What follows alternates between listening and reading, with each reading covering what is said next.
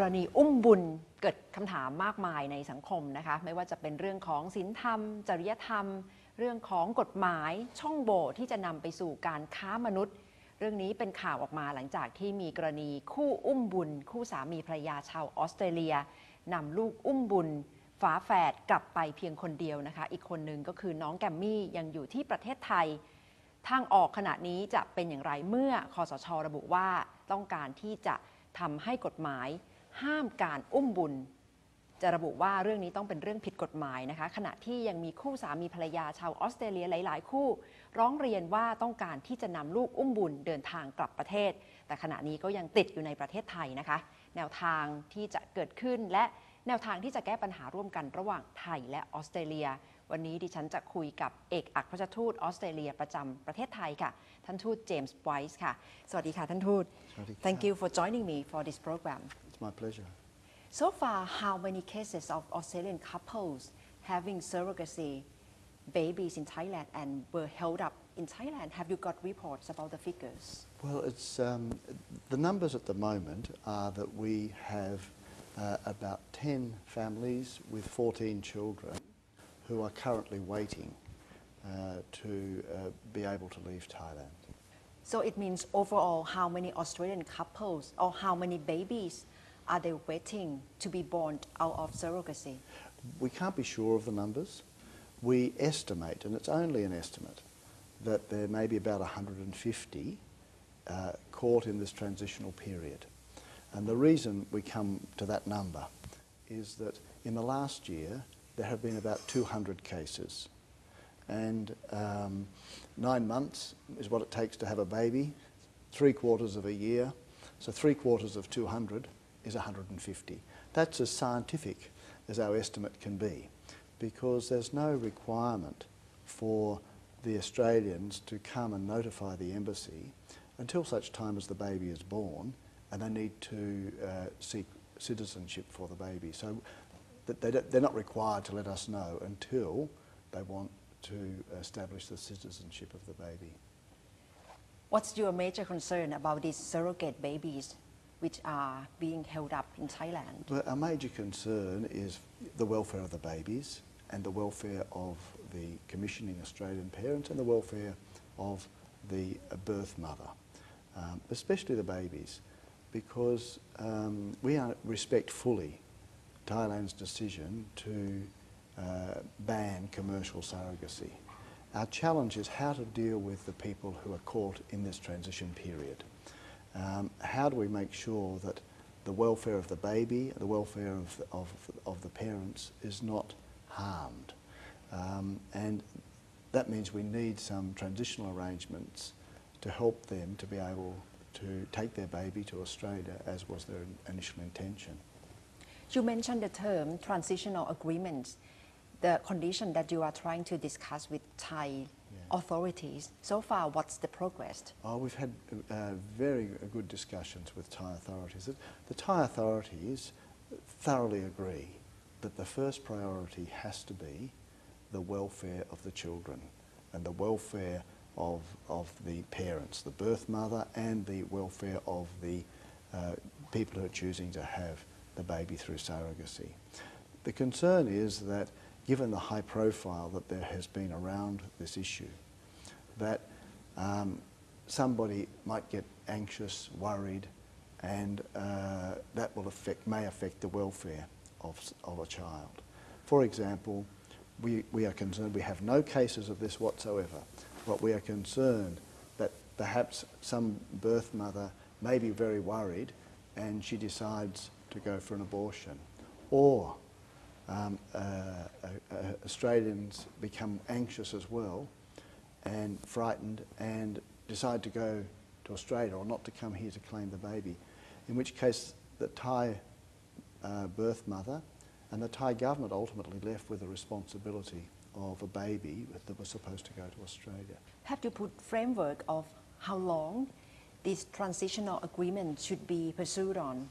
What's the framework of it? Well, my expectation is, and I'm sure it's everybody's expectation, is now that the Thai government has said that they no longer intend to allow commercial surrogacy, and that there will be a law banning commercial surrogacy, and given all the publicity that there's been around this issue, that I suspect the practice has stopped already.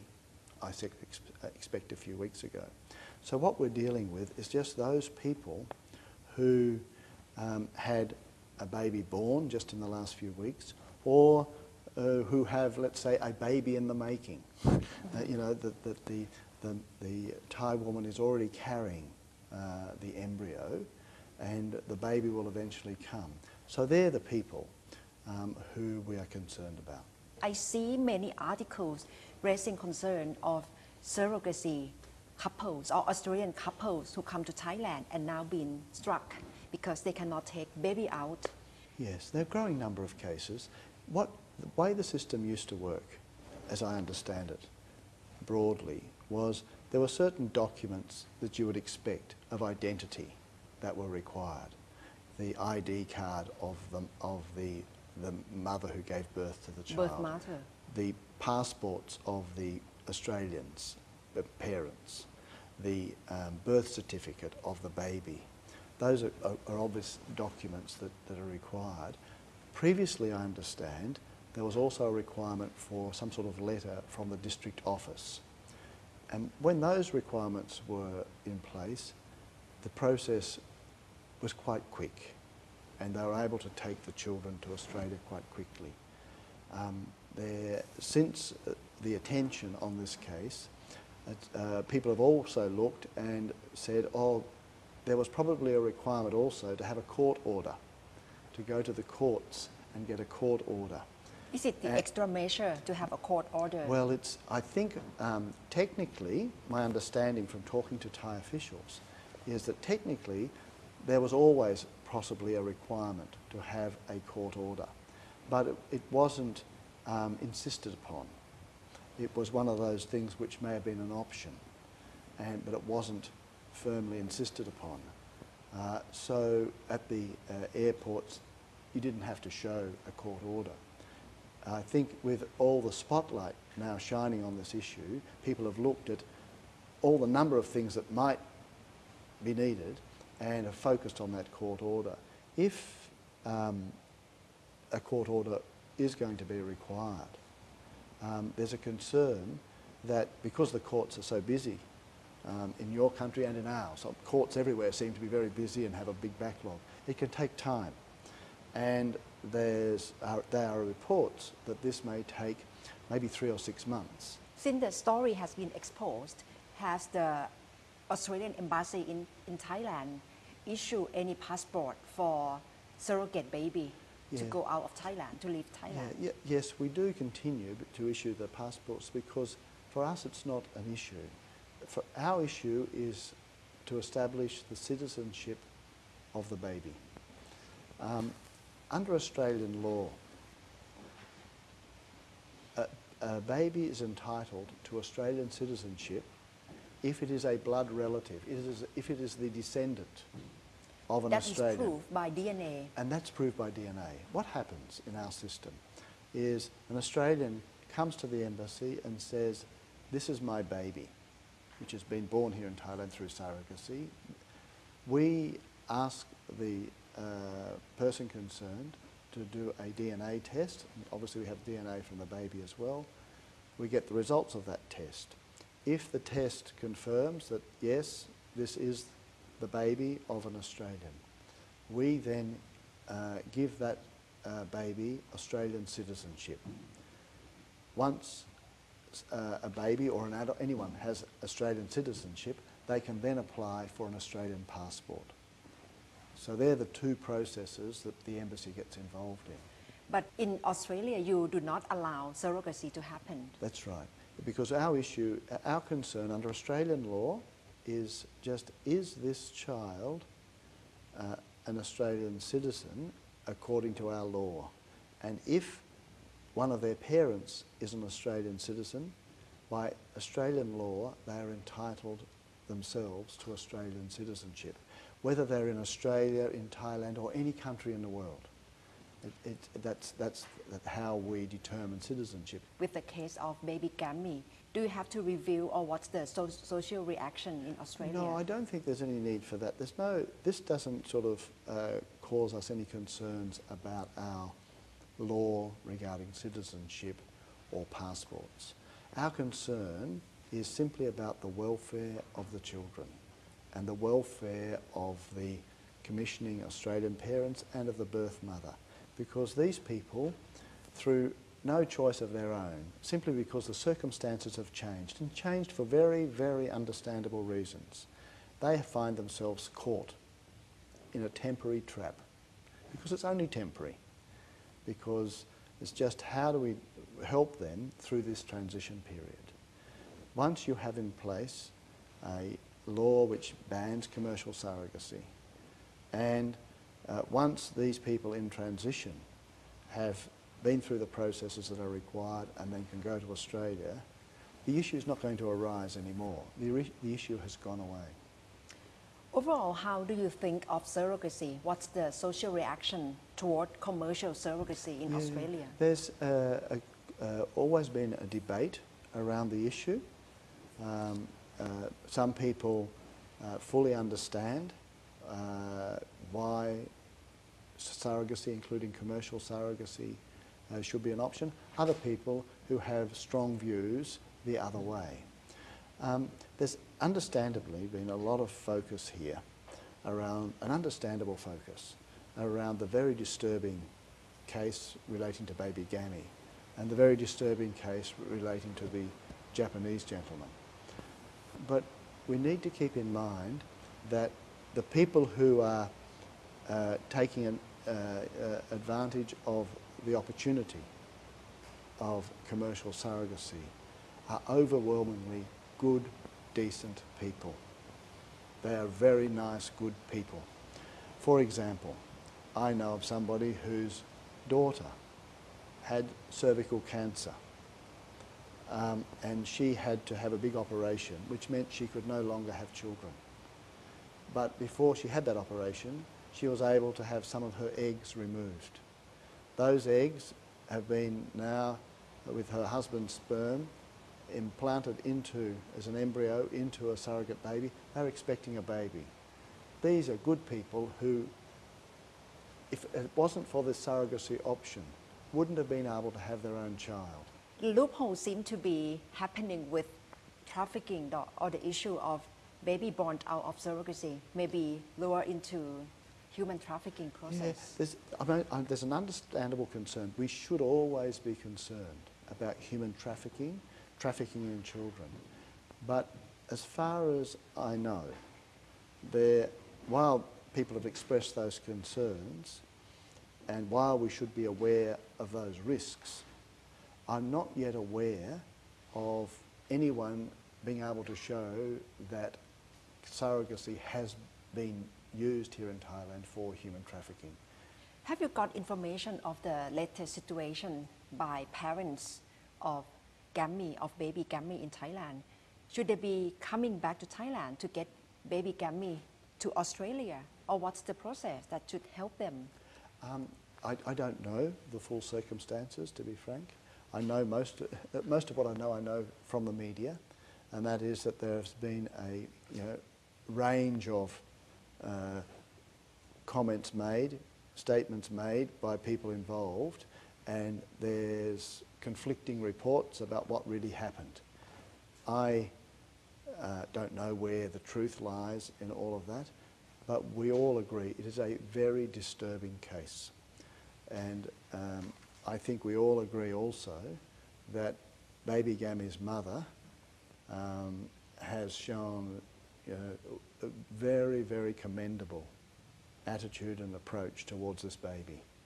She was never expecting to have responsibility for this baby. She has taken on that responsibility, and I think deserves the highest praise for the way that she's conducted herself. The case was, as we know, so disturbing that as soon as it became apparent, many people in Australia, and I think in other places, have donated money, and that's being held very carefully in trust by a charity, and they are going to make sure that that money is used to ensure that baby gametes, health issues are dealt with, and baby gamete gets good care and a good education. But it was a very disturbing case, and we understand fully why that case and why the subsequent case that was uncovered about the Japanese gentleman has led to people focusing on commercial surrogacy, and the Thai government has made a decision to bring forward that draft legislation, I think, which has been in existence for some years, to ban commercial surrogacy in Thailand. Overall, how do you think Australia society has got lesson learned from this issue of surrogacy? I think it's really, what it's done, it's for all of us, whether it's Australia or anywhere else, it's illustrated for us the complexities around this issue of surrogacy. It's highlighted why in many societies people feel uncomfortable with the idea of commercial surrogacy, and why in many of those societies, including Australian society and now in Thai society, governments have decided that on balance that we will ban commercial surrogacy. But I think it's also highlighted for us, and we shouldn't forget this, that there are some, as I said before, a lot of the people seeking a baby through commercial surrogacy are good, honest, decent people, and their inability to have a baby other than through surrogacy is something I think we all feel about as well. Do you plan to raise this issue to the new government of Thailand? I'm sure whenever I meet with the new government of Thailand, the issue will come up naturally. It has such a profile at the moment, and if I don't raise it with the Thai government, I expect the Thai government will raise it with me. Talking about diplomatic relations between Australia and Thailand, what's the latest situation? We understood fully, as we said, right from the time the political disturbances happened here in Thailand late last year, that Thailand is dealing with some very complex political challenges, and that in dealing with those challenges, Thailand has Australia's friendship, Australia's goodwill and Australia's support. And at various stages we expressed that. When the army decided to have a coup, we expressed our concern that a decision had been made that was where the solution was to lie, and we put in place some measures at the time. But that having happened, what's the measure that you put on Thailand? So there was some postponement in some military activity was the main measure. But that having happened, we now, because of the deep friendship between the peoples of the two countries, our understanding that Thailand was dealing with difficult issues, there's no easy answers to these issues. So we realised patience is needed. We, on a day-to-day basis, have been engaging with the Thai government across a broad spectrum, and will continue to do so. And as we said right at the outset, Thailand has our goodwill and our support, and we hope that soon, as is set out in the roadmap, there will be an election in Thailand which reflects the will of the Thai people, and Thailand certainly has Australia's support and friendship as it deals with these issues. We continue to have engagement with the Thai military. There are, I'm not sure what the latest number is, but there are about 27 or 28 Thai military officers training in Australia. That training continued. We do a lot of bilateral work with the Thai military and with other Thai agencies as well. What about the area of trade relations or diplomatic relations? Everything remained the same? Yeah, trade relations are very strong. Since our bilateral free trade agreement came into force in January 2005, trade between our two countries has more than doubled. Thailand is now our 6th largest trading partner, and we are your 8th largest trading partner. So trade is a very important and very strong part of our relationship. And we also engage with Thailand diplomatically on bilateral issues regional and on global issues as well. But talking about Australia, you seem to be on the same side of United States, European Union and the UK in taking quite harsh statement on Thailand. Yeah, well, I'm not sure it's a harsh statement. See, what struck me is a lot of Thais after the coup said to me when they saw the Australian statement, doesn't Australia understand Thailand's history, Thailand's circumstances? And that's a fair enough question to ask. But equally, Australia has a history and Australia has circumstances too. And our history, our circumstances, our view of the world, which is well known, means that when a country like Thailand, which has had strong record of democracy over quite a period, decides to have a coup, we feel bound to express an opinion because of our history, our view. Each of our countries has its own history, its own worldview, and at times we're not going to see eye to eye. But when you have really substantial relationships, as Thailand and Australia have, and when you have a lot of warmth in that relationship, we quickly find ways to make sure that these differences that we will have don't get in the way of day-to-day cooperation between countries who are neighbours. We are neighbours, and therefore we have to continue to get along with each other, and we do. Which means neighbours who are on different page. That's okay. Occasionally we're on a different page on some issues. But if you're a good neighbour, you work through those issues. And that's what we've been doing, and I think we've been doing it quite successfully. Without either side having to concede that their principles were wrong. We have different approaches, different principles. Occasionally they sort of rub up against each other. But they're not sort of, the sky doesn't fall in. There's so much else that happens in our relationship. There's so much goodwill at the official level and at the people-to-people level. Australians still love to come here. Last year, 940,000 Australians visited Thailand. I mean, our population is only 23 million. That's the equivalent of 1 in 25 Australians choosing to come to Thailand. Now we've got Prime Minister, General Prayut has become new Prime Minister of Thailand. How do you see the situation? Well, I don't think General Prayut's becoming the Prime Minister of Thailand has come as a surprise. It was widely expected. So what I keep coming back to is the roadmap that the General has announced shortly after the coup. And that roadmap, the critical thing about the roadmap, I think, is that at the end of the process, the different stages, General Prayut has made it quite clear there will be an election and Thailand will return to an elected government.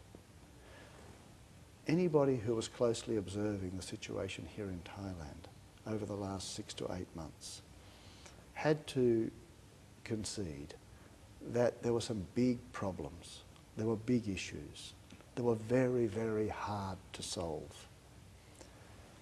Whether the best way to try to solve them involved a coup or not, there's clearly going to be a difference of opinion. But that's history. It's happened. So now you look for the future? You must look to the future. And you look at the roadmap and you look and see there's going to be a reform council, there's going to be a constitutional drafting committee, and there's going to be an election. I'm very confident that the reform council will be able to help to find new ways, ways that work better to deal with some of those difficult problems, and the Constitutional Drafting Committee will also work very hard to come up with a new constitution which is going to help Thailand to overcome the problems that emerged over the last year or so and put in place arrangements that lessen the risk that that will happen again. So far, how do you see performance of General Prayut of military junta in handling the situation? Well, again, it's it's really not my job to make a report card on the Thai government, certainly not publicly. I think though that it's fair to say that like anybody else living here in Thailand, people are pleased that the temperature has been lowered, that there is not the conflict and the periods of violence that there were before. And we live in hope that with the steps that General Prayut has taken so far and the steps that have been foreshadowed with the Reform Council and the Constitutional Drafting Committee, that there will be an election in which everyone agrees willingly to participate, and Thailand then moves to having an elected government again. You will evaluate the situation, the relations between two countries after Thailand having next election. As a democracy, Australia puts a high value on elections, especially in countries like Thailand, which have had elections in the past and formed governments through elections in the past. There's a strong sense, I think, amongst Australians as they look at a country like Thailand, a country with which for which we have so much regard and so much goodwill, that we look forward to the day when you can again have an elected government. That said, we know that the previous system was unable to accommodate all the internal contradictions and challenges that emerged, and that you're now looking for a new way. And we hope that that can be found, and we certainly look forward to seeing the work of the Reform Council, as I'm sure the Thai government, the Thai people are as well, the work of the Reform Council, the work of the Constitutional Drafting Committee, so that the roadmap can be fulfilled. Thank you very much, Ambassador. Thank you very much. Thank you for joining me. ขอบ My คุณค่ะ pleasure.